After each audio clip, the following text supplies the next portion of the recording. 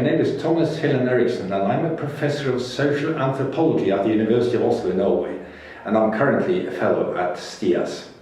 Most of my research over the years has somehow or other dealt with the local implications of globalization. So I've been looking at identity politics, ethnicity, the growth of nationalism in complex societies, the legacies of plantation societies, and more recently climate change.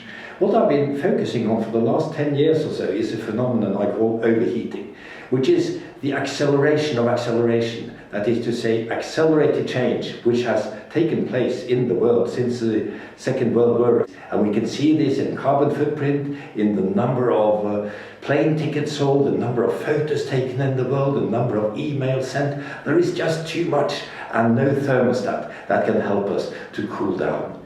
My project at STIAS follows up on this overheating perspective, and it is about the relationship between globalization and diversity. And I'm not just looking at cultural diversity, I'm not just looking at biological diversity, but both, because I believe that there are some pattern resemblances between biological and cultural diversity, and many of the same forces militate against both and threaten to create a more flattened world with less diversity, less difference, and with fewer options for the future. So this project will, just like my other research, lead to a number of publications, from journal articles to special issues and so on. But the most important product will be a single-authored monograph by me, which describes the threats to diversity, the forces that reduce biological and cultural diversity, anything from species extinction to the death of languages, and which also points out what we can do to avoid this. Because something important is at stake for us now.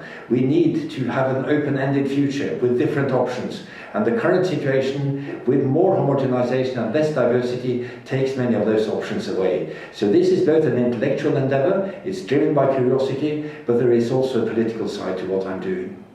You know, one reason why I feel that this research is important is not just because nobody has done exactly this before, looking at both biological and cultural diversity, so to say, through the same lens, but it's also because our future is at stake. We live in a time when there are important big events taking place, from climate change to environmental destruction, and we need to do something about that. And in order to do so, in order to show that we have options for the future, we have possibilities, we must have a focus on diversity, because complex problems need diverse answers.